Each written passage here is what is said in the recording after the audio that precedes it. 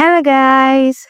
Welcome to our series on everything Excel, where we're going to be sharing tips, shortcuts to make performing tasks in Excel easy and seamless. Now, in this episode, we're going to be looking at some shortcuts that we can use when performing tasks in Excel. Without taking much of our time, let's get right into the video. Here, we are going to be making use of a payroll account.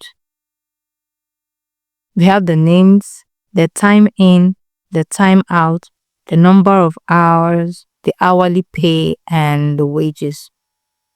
We already have the time in and the time out. Now, to get the number of hours, we're going to be using the shortcuts method. Equals to open bracket, the number of time out, which is C3, minus the number of time in, which is B3. Close brackets, multiply by 24 hours. Enter. Now, to get the accurate number of hours, you come down here, you come here and click on numbers, or you can click on general, no specific. Either of them works fine. Then, instead of having to do this here again, like repeating the process, just use this method. We drag it down. Voila. Easy peasy. Now, to now get your wages, you multiply the number of hours and the hourly pay. How do we go about that? We put equals to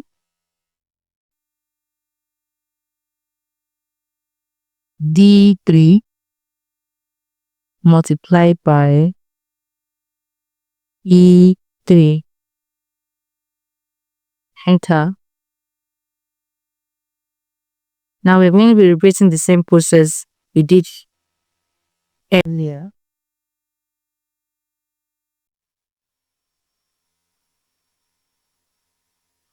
Same process we did earlier. Drag it down. Then you have it. Easy peasy. Saves you time of having to do it one by one. Thank you. Now we've come to the end of this video. I hope it was insightful. For more tips like this, catch us on our next episode next time. Bye.